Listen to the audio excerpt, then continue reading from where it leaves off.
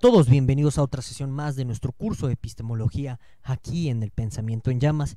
Y pues bueno, en esta ocasión vamos a hablar del escepticismo en términos generales a partir de la primera manifestación del movimiento escéptico en la historia del pensamiento occidental con los escépticos pirrónicos. Entonces, como solemos hacer, pues siempre es bueno tener un contexto histórico de partida para comenzar a analizar pues pensadores o movimientos históricos en la historia de la filosofía. Y pues concretamente estamos hablando del siglo IV antes de Cristo aquí en Grecia, y entonces ustedes aquí pueden ver en la pantalla el tamaño del imperio de Alejandro Magno, en el que pues bueno, este es nuestro contexto histórico particular a partir del cual pues va a surgir el escepticismo, como lo iremos detallando en este video, ¿de acuerdo? Entonces, algo muy importante que resaltar en este inmenso imperio, que bueno, como yo se los venía diciendo desde el video de la sesión anterior, es que pues Alejandro Magno, al ser el primer globalista de la historia occidental, pues lo que terminó por hacer fue suprimir a las polis griegas, ¿de acuerdo? Y bueno, esto va a tener pues profundas implicaciones en la concepción de la vida de los filósofos griegos, porque pues concretamente la noción de eudaimonía, que bueno, tradicionalmente se suele traducir como felicidad, va a ser sustituida por la ataraxia. Bueno, y entonces aquí hay que detenernos un momento y explicar esto. La eudaimonía era como el objetivo primordial que perseguían las filosofías prealejandrinas, o bueno, filosofías que estaban antes de la aparición pues de todo este movimiento de conquista y colonización de Alejandro Magno. Entonces la eudaimonía, que como les digo ha sido traducida como felicidad, se podría entender al menos etimológicamente como el buen daimon. ¿Y qué es esto del daimon? Pues el daimon no nada más se limitaba a nuestra quizá occidentalizada manera de ver la felicidad en términos de placer, sino que también implicaba una cierta forma de vida virtuosa, que también esa es una mala traducción occidental, pero la podemos entender como una forma de vida en la que pues se vive en armonía y en equilibrio y en estabilidad con la polis, de tal suerte que el ideal de la eudaimonía que perseguían las filosofías griegas prealejandrinas, como les menciono, trataba de hacer al final del día ciudadanos ejemplares o ciudadanos buenos, entre comillas buenos, para que pudieran desempeñar cargos públicos y también pues pudieran participar como buenos ciudadanos dentro de la vida de la polis griega. Entonces, pues como les menciono, cuando apareció Alejandro Magno con su proyecto globalista de colonización que llegó hasta el norte de la India, va a desaparecer la polis griega y en consecuencia va a desaparecer el ideal de la eudaimonía. Y entonces va a aparecer este concepto dentro de la filosofía helenística, así se le denomina a las doctrinas filosóficas que nacieron o que vieron su gran auge durante el periodo de reinado del imperio de Alejandro Magno, ¿de acuerdo? Este concepto, como les menciono, de ataraxia es peculiarmente interesante porque por un lado se suele traducir dentro de las traducciones convencionales como paz interior, ¿no? Y la paz interior tiene que ver con un estado del alma en el que no hay perturbabilidad, o sea, no hay una manera fácil de alterar este estado de calma y de quietud del alma con vicisitudes del mundo exterior. Entonces, si se dan cuenta, pues el concepto de ataraxia está en sintonía pues bastante profunda con la situación geopolítica por la cual está atravesando la Grecia antigua en el contexto del imperio de Alejandro Magno. O sea, dado que tienes a un gobernante pues al final del día tiránico, ¿verdad? Porque pues es un colonizador, ni modo que te pida amablemente, oye, subyúgate a mi imperio, ¿verdad? Entonces, dado que hay una situación muy adversa en el mundo exterior que no te permite ver una manera en la que tú puedas cambiar esa situación, pues es natural volcarse hacia el interior del individuo y tratar de encontrar dentro de él esta serenidad de espíritu, que si bien no es correcto entender la ataraxia como felicidad en el término occidental de la palabra, la ataraxia al menos es un estado de bienestar interior que te puede mantener impenetrable ante todo lo que pueda sucederte en el exterior, ¿de acuerdo? También algo interesante que señalar aquí es que, bueno, pues dadas las extensiones territoriales que va a dar Alejandro Magno hasta el norte de la India, como les menciono y como pudieron ver en el mapa que les acabo de enseñar, pues ciertamente eso va a implicar un influjo tanto comercial como intelectual, y entonces muchas ideas de pues el hinduismo, de los yogis, por ejemplo, de ciertos filósofos estoicos, que la verdad ese es un tema de discusión entre especialistas de este periodo, que no parece que se pongan de acuerdo al final del día, esa es una verdad. Bueno, y al final del día, todas estas influencias de las culturas orientales, pues claramente vamos a poder ver reflejada esa influencia en el concepto de ataraxia, porque quizá algunos lo sepan, y si no, pues se los menciono. Los yogis hindúes, por ejemplo, tienen una obsesión, vamos a llamar así, vamos a usar ese término, tienen una obsesión particular con la idea del estado de paz interior, ¿no? Y claro, pues la yoga como una técnica de meditación pretende alcanzar a estos estados de imperturbabilidad. Entonces, cuando llega esta cuestión del colonialismo y la globalización alejandrina, surge la filosofía helénica, que básicamente está representada por este ideal de perseguir la ataraxia, y como les menciono, es una filosofía individualista. Al final del día, podemos entender o podemos ver que en este periodo helenístico surgen tres escuelas filosóficas muy importantes. Una es la de los estoicos, otra es la de los epicureanos y por último la de los escépticos pirrónicos. En esta sesión obviamente nos vamos a enfocar en los escépticos pirrónicos, que de nuevo están persiguiendo la ataraxia, ¿de acuerdo? Es este estado de paz interior, no hay que perder eso de vista. Entonces es muy importante entender que el escepticismo pirrónico, pues como el propio adjetivo pirrónico indica, pues está inspirada en un personaje que la verdad es muy enigmático, y ahorita van a ver por qué, de la filosofía griega antigua, y en concreto pues estoy hablándoles de Pirrón. Pirrón es un personaje, como les digo, enigmático, curioso, incluso yo podría decirles que hasta legendario, porque como les he mencionado desde la sesión de Platón, en la filosofía griega, filosofía era sinonimia de que tú ibas a aplicar todas tus teorizaciones en la vida práctica y que en algún sentido ibas a comprometerte con un modo de vida particular. O sea, es decir que, no sé, pues antes los filósofos griegos no eran como Chomsky, que por ejemplo, ¿no? Se dice Chomsky anarquista, pero ves que sus libros los vende en $50 y dices, ah, mira, qué anarquista eres, ¿no? O sea, sigues lucrando con ese sistema capitalista que tanto criticas, por ejemplo, ¿no? O sea, un Chomsky sería impensable como filósofo, entre comillas, en la antigua Grecia, ¿no? O sea, si tú pensabas una teorización particular, tú esperabas que te comprometieras y que tu vida adoptara una forma de vida en sintonía con tus ideas. Y entonces Pirrón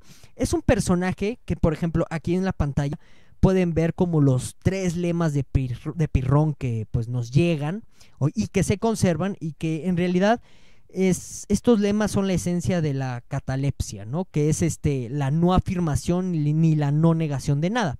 Ahorita les voy a ir explicando esto con más detalle, ¿de acuerdo? Entonces, pues Pirrón estaba muy comprometido con la catalepsia, y entonces, como les menciono, hay leyendas interesantes y curiosas con respecto a Pirrón. Por ejemplo, se cuenta que un día encontró a un amigo muerto y caminó al lado de él sin decir nada, sin mostrar ninguna emoción, aflicción ni nada, ¿no? Porque la catalepsia implica no afirmar nada de nada. O sea, por ejemplo, pues ¿qué diría una persona ordinaria si ve a su amigo muerto? No, pues me siento mal, que me pongo a llorar, o qué triste, ¿no? O hago una escena, ¿no? Algo así por el estilo. Pues eso sería decir algo de la realidad. Y la catalepsia implica que no digas nada, que no te pronuncies ni a favor ni en contra de nada. Entonces por eso la leyenda cuenta que Pirrón pues caminó al lado, ¿no?, de su amigo muerto sin decir nada.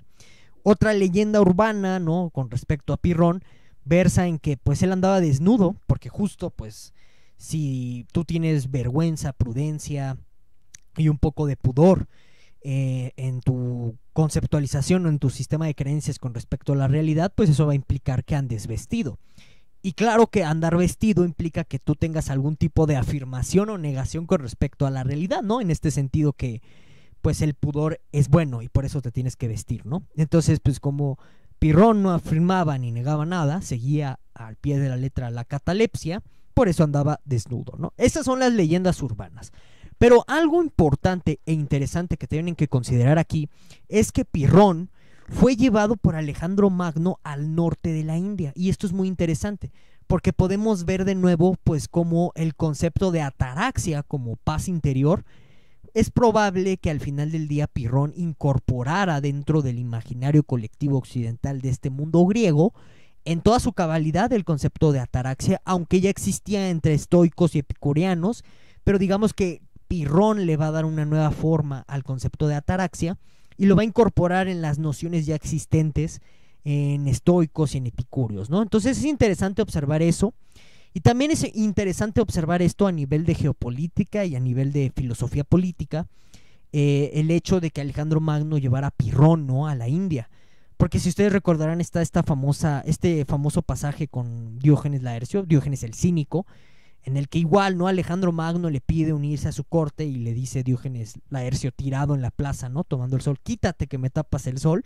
Ese tipo de cosas, ese pasaje y por ejemplo este hecho de que llevara a Pirrón Alejandro Magno al norte de la India, lo que nos trata de decir es que pues Alejandro Magno conocía la importancia de los filósofos, su popularidad, etcétera, y entonces los utilizaba al final del día para que pues la gente pensara que se rodeaba de gente sabia, gente inteligente o gente con una forma muy excéntrica de ver la realidad, lo cual pues al propio Alejandro Magno lo termina impregnando y por eso se intentó Alejandro Magno al final del día congratularse con filósofos, ¿no? Diógenes Laercio lo mandó al diablo y Pirrón no, pues porque simplemente está aplicando la catalepsia, ¿no? Ni acepta ni niega nada. Entonces, pues si le dice ven, pues ni siquiera dice sí o no, simplemente sí. Yo creo que si lo agarrabas de la muñeca se iba contigo, Pirrón. Bueno, entonces ese es un dato geopolítico que se los dejo para que lo reflexionen si gusten, ¿no? Bueno, y entonces veamos estos tres lemas de Pirrón, que como les digo, nos van a permitir ver un poco de la esencia del escepticismo pirrónico, ¿no? Entonces uno de los lemas es que nosotros nunca llegamos a conocer la verdad. Esto no es algún tipo de negacionismo con respecto a la verdad, eso es muy importante entenderlo, porque hay una razón detrás del pirronismo para afirmar este tipo de cosas, ¿no? Como que tú nunca vas a conocer la verdad, y ahorita vamos a ver esas razones.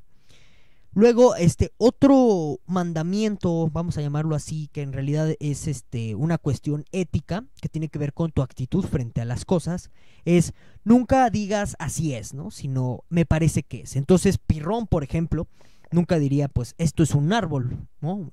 Digamos.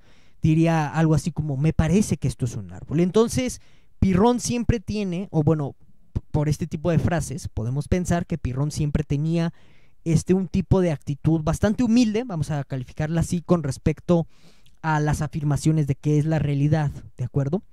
Ahora, otro lema que se le asocia, y esto es muy importante e interesante por lo que vamos a ver también ahorita, versa en afirmar que cualquier opinión que yo tenga, eso decía Pirrón, puede ser repudiada por personas igual de listas y preparadas que yo y con argumentos tan válidos como los míos.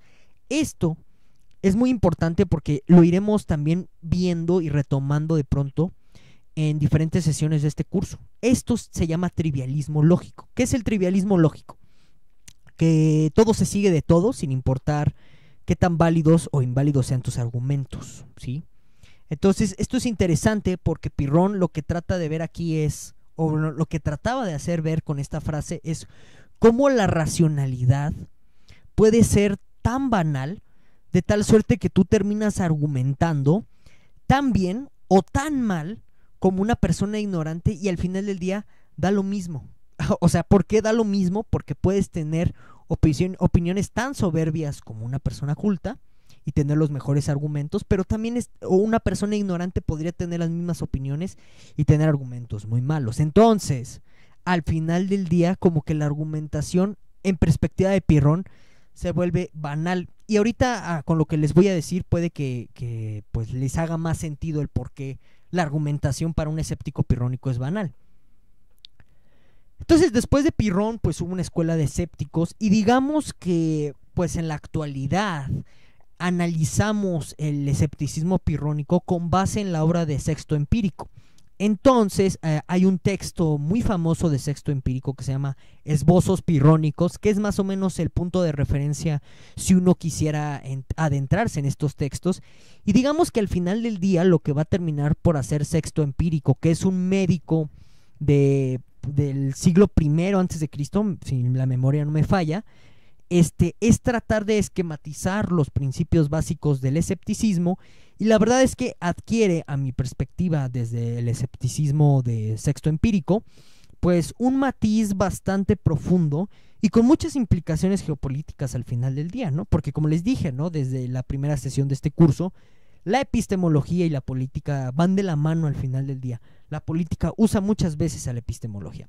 Entonces, por lo que acabamos de ver con respecto a Pirrón y su opinión con respecto a los argumentos, también encontramos ya sistematizado de una mejor manera, ahorita lo vamos a ver enseguida, un espíritu antiacadémico con respecto al escepticismo. Es decir, la idea de lo dialéctico en la antigüedad grecolatina, perdonen ustedes, la dialéctica se entendía como este ejercicio argumentativo en el que uno defendía una tesis a favor, otro en contra, y entonces es común de pronto usar ese término dentro de ciertos textos grecolatinos y sobre todo de principios de la Edad Media temprana, para referirse a los ejercicios de debate. Ajá. Entonces, en el escepticismo pirrónico, se cree que la argumentación teórica no conduce a nada. Y esta es una argumentación muy propia de la academia, que después de Platón, cuando nombra a uno de sus parientes Eudoxo, comienza la academia a volverse demasiado teórica y comienza a desprenderse un poco del plano práctico. Claro, y esto lo digo entre paréntesis porque requiere una reflexión más profunda y me gustaría que me escribieran debajo aquí en la cajita de comentarios lo que ustedes opinan. La distinción, como me lo mencionaba un suscriptor, ¿no?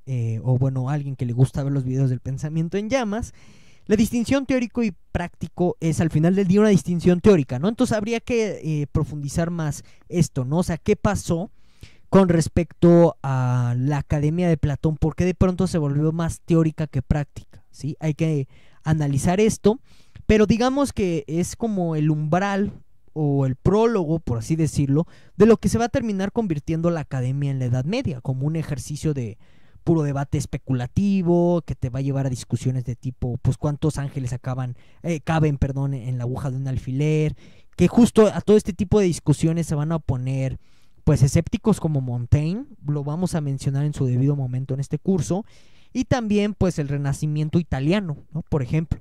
Pero bueno, ya vemos una reacción crítica en torno a este espíritu académico demasiado dialéctico, demasiado especulativo en el escepticismo pirrónico. Y claramente pues recupera la cuestión de no hay que afirmar y negar nada, o sea, nos quedamos también en el escepticismo ya pirrónico sistematizado de Sexto Empírico, como una cuestión de hay que afirmar cosas como me parece que, puede ser, es posible, etcétera. Y aquí lo importante es que aparece en el escepticismo pirrónico este concepto de la suspensión del juicio. Como tal, no sabemos si Pirrón pensaba en la suspensión del juicio, pero ya en la obra de Sexto Empírico aparece mucho y entonces podemos pensar que ya es una contribución teórica de él. La suspensión del juicio trae la paz interior, ¿no? O sea, es la idea de que el camino para la ataraxia, dentro ya del escepticismo pirrónico esquematizado por Sexto Empírico, va a ser la suspensión del juicio. ¿Y qué es la suspensión del juicio? Bueno, pues básicamente es la idea de que tú dejes de decir cómo son las cosas, qué son las cosas primordialmente, y que no te pronuncies por afirmar o negar cierta concepción de la realidad con respecto al mundo. Y también implica una idea de dejar de juzgar las cosas, de dejar de juzgar la realidad, es decir, dejar de decir de manera prescriptiva tú debes de hacer esto, tú no debes de hacer esto. También tiene que ver con una cuestión de valoración estética, como diciendo esto es bonito, esto es feo, etcétera. También tiene que ver con una cuestión ética de decir qué es lo bueno y qué es lo malo. Eso es la suspensión del juicio. Digamos que en otras palabras es lo que se suele entender, no sé, en yoga como dejar la mente en blanco, ¿de acuerdo? si tú dejas de decir que cómo es el mundo, que sabes cómo es el mundo, o sea, si tú pierdes sobre todo esa noción de que tú crees conocer cómo son las cosas, tu alma va a descansar. Ese es como la bandera del escepticismo pirrónico.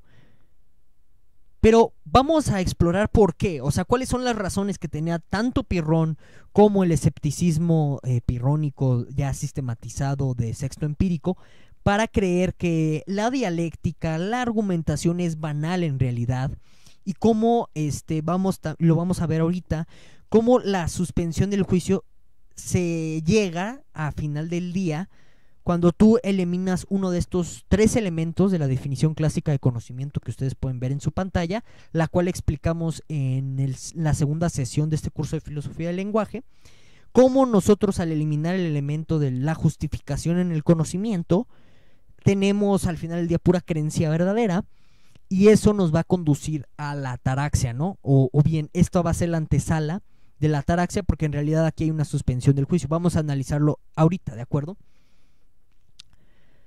Entonces, el escepticismo pirrónico sistematizado por sexto empírico, lo que va a tratar de convencernos o lo que nos va a tratar de ofrecer al final del día es la idea de que nosotros nunca tenemos justificaciones para creer cómo son las cosas. Y en este sentido, como uno de los elementos esenciales en la definición de conocimiento es creencia verdadera justificada, si tú quitas justificación nada más te queda creencia verdadera, eso no es conocimiento. Entonces, por eso va a ser una táctica muy buena, muy particular de los escépticos pirrónicos atacar tus justificaciones. ¿Y cómo las van a atacar, no? Bueno, aquí en la pantalla pueden ver las tres estrategias no favoritas, digamos, primigenias, por las cuales tú puedes entender cómo tus creencias no tienen justificación, según los escépticos pirrónicos, ¿verdad?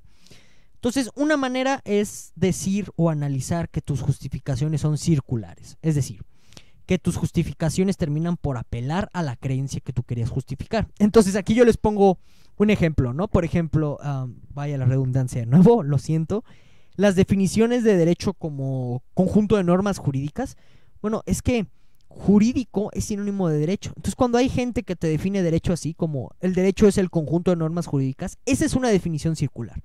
Ahora, una definición, una justificación, perdón, circular de tus creencias sería algo así como, pues yo veo que el cielo es azul, ¿no? Y entonces yo sé que el cielo es azul, supongamos. Y yo te pregunto, ¿cómo lo sabes? Y tú me dices, pues porque lo veo. Que eso es una manera circular de justificar tu creencia. Es decir, el cielo es azul porque yo veo que el cielo es azul, ¿no? O sea, al final del día yo te estoy pidiendo que me digas por qué es azul, no que me digas pues es azul porque es azul y nada más porque lo veo. ¿Sí me explico? Esa es una manera circular en la cual tú recaes. Otra manera de ver cómo tus justificaciones nunca van a servir, según los escépticos pirrónicos, para terminar de justificar tus creencias, es viendo que son justificaciones que se van al infinito, ¿no? Es decir, que detrás de una justificación tú siempre puedes dar otra justificación y otra y otra. Entonces, piensen en los niños chiquitos, ¿no? O sea, por ejemplo, cuando te preguntan cosas como, oye, ¿por qué el cielo es azul? Supongamos, ¿no? Y tú le dices, no, pues es que el cielo es azul porque pues hay una cuestión llamada atmósfera y hay gases y por eso es azul, supongamos.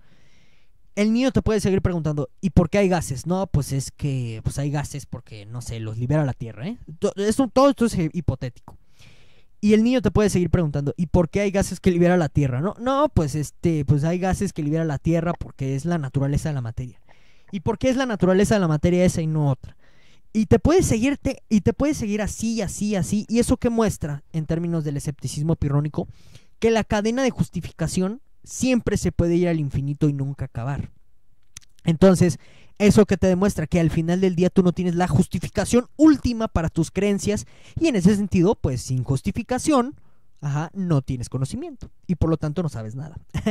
Ahora, otra manera en que los escépticos pirrónicos te hacen ver que nunca tienes justificaciones para creer, esa es observando cómo a veces tus justificaciones son arbitrarias, ¿no?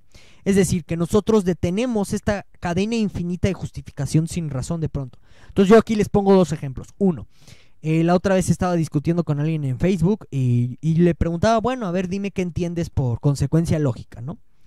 ella me dice tal cosa, algo así como, no, pues es una manera en que se transmite verdad, de premisa a conclusiones. Y yo lo sigo cuestionando y de pronto pues esta persona me dice, mira, ¿sabes qué? No conviene seguir definiendo cosas o seguir dando razones porque eso no nos va a llevar a ningún lado y hay que aceptar lo que nos dicen las convenciones académicas, ¿no? Y yo le digo, bueno, es que me estás deteniendo la cadena de justificación de una manera arbitraria. ¿Por qué? Porque no hay una razón para aceptarte esa convención al final del día. Tú la estás metiendo de una manera pues bastante por calzador, por así llamarlo, ¿de acuerdo? Entonces, digamos que de pronto, otra manera en que podríamos ejemplificar esto sería viendo, no sé, digamos, otra vez con el caso del niño, ¿no? En el que te preguntó por qué era el cielo, por qué el cielo es azul y tú empezaste a dar un montón de respuestas y este niño siempre te siguió preguntando por qué, por qué, por qué. Va a llegar un punto en el que te canses y le digas porque sí, o porque lo dice así la ciencia, o porque lo digo yo, o porque, no sé, este tipo de cosas. En realidad es una manera de frenar las cadenas de justificación. Y esto es arbitrario por completo, porque tú no tienes una razón para frenarlo. ¿Y por qué no tienes una razón ahí? Porque siempre hay una justificación ulterior, o sea, una justificación detrás de esa justificación en donde tú quieres detener la cadena. Entonces, yo les pregunto lo siguiente y los invito a que reflexionen respecto a esto. Quizás la primera estrategia que usaban los escépticos pirrónicos para decir que nunca tenemos justificaciones para creer, que es esta de nuestras justificaciones son circulares, bueno, quizás las podamos evitar definiendo mejor los términos que queremos justificar, siendo cuidadosos en nuestras razones, etcétera. Pero con respecto a los últimos dos criterios o estrategias de los escépticos pirrónicos, híjole, ahí está más difícil, ¿no? O sea, el segundo, ¿no? De nuestras justificaciones se van al infinito. Pues eso parece intuitivamente o en primera vista o desde cierta perspectiva cierto, ¿no? O sea que siempre podemos pensar que hay una razón detrás de otra razón y así hasta el infinito. Y también podríamos decir que es cierto el tercer punto o la tercera estratagema que van a usar los escépticos para comprobarte que nunca tienes la razón para creer o que nunca tienes justificaciones para creer, que es esto de que siempre detienes tu justificación o esta cadena infinita de justificaciones de manera arbitraria, ¿no? Y esto parece, al menos desde cierta perspectiva, en primera instancia, cierto, porque pues tú eres finito y al final del día te vas a cansar y vas a dejar de justificar el porqué, del porqué, del porqué, del porqué, ¿no? Pues simplemente porque te cansas. Supongamos que tienes buena fe y tienes buenas intenciones y quieres darle el porqué, del porqué hasta que llegues al último porqué. Te vas a cansar en cierto punto y a lo mejor ahí le frenas o a lo mejor tu capacidad racional sufre algún sesgo y cree que esta es la buena razón, la buena justificación y ahí tú te detienes sin darte cuenta que a lo mejor hay una justificación ulterior porque tu razón no te da para más.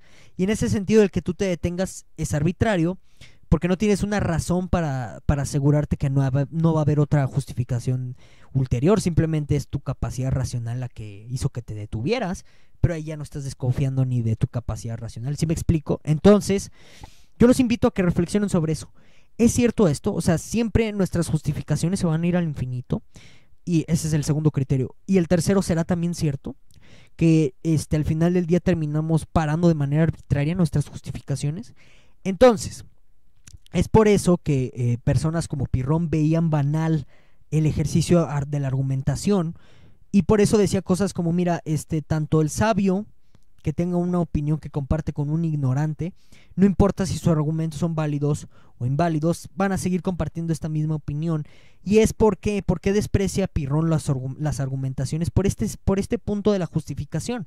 O sea, Pirrón ve que eso que se ve como un argumento válido, pues en realidad no lo es, porque detrás de ese argumento hay una cadena infinita de argumentos, de tal suerte que se irrumpe por lo regular la cadena diciendo que esto aquí se acaba, ¿no? De manera arbitraria. Y se cree, ¿no?, que se tiene el argumento final válido cuando no. Entonces por eso Pirrón no le da mucha importancia a la argumentación. Sexto Empírico, con su escepticismo pirrónico sistematizado, no le da también tanta importancia a estas discusiones dialécticas de los académicos y por eso tiene un espíritu antiacadémico el escepticismo pirrónico ya sistematizado. Y bueno, una vez que tú te des cuenta que no sabes, se supone que va a descansar tu alma y vas a llegar a la suspensión del juicio, ¿no? ¿Por qué? Porque, por ejemplo, supongamos, ¿no?, que estás preocupado porque a lo mejor debes una tarjeta de crédito y mañana te van a venir a embargar. Puedes ponerte escéptico pirrónico y preguntarte a ti mismo, ¿y cómo lo sabes? ¿Cómo sabes que va a venir alguien a embargarte? Y dices, pues en realidad no tienes justificaciones para decir que lo sabes. Entonces, en ese sentido, no sabes, relájate. Nada más es una opinión más. Y de esta forma se supone que cuando tú te des cuenta que todo lo que crees saber, que también te acongoja, y todos tus problemas que crees eminentes o que van a suceder, pues en realidad son puras opiniones sin justificación. No tienes justificación para decir que eso va a suceder o para decir que sabes que van a suceder esas cosas. Y ya, de esta manera tú suspendes el juicio y se supone que eso te va a dar paz interior, calma en el alma, y en consecuencia ataraxia. Díganme en la caja de los comentarios si en realidad esto les puede traer a ustedes paz interior, ¿no? Ahí va a ser interesante leerlo si quieren comentar, claro. Entonces, ya para finalizar esta sesión, yo nada más les pongo en pantalla 2 libritos sobre este tema que son muy buenos. El primero es de Burchard, o Burchard, como quieran pronunciar el apellido, no nos vamos a pelear por eso, que se titula Los escépticos griegos. Muy bueno, está en Losada, si lo pueden conseguir, cómprenlo, o bueno, consígalo como puedan conseguirlo. Ya saben por qué medios, que no puedo decir aquí en YouTube. Y bueno, de su lado derecho van a ver un libro de Sexto Empírico que se titula ¿Por qué ser escéptico?, que es una compilación en realidad de tecnos muy buena. Yo se las recomiendo muchísimo. Les puede dar una idea bastante general del escepticismo y un poco más profunda, y quizás si les gusta esto que les acabo de decir de la ataraxia y cómo alcanzarla según los escépticos, pues les interesa profundizar más en el tema. Y bueno, sin más, como les dije, no olviden dejarme todo lo que piensan, opinan, todas sus inquietudes, todas sus objeciones y demás aquí abajo en la caja de los comentarios. Y pues sin más, nos vemos en la próxima sesión de nuestro curso de filosofía del lenguaje. Hasta pronto.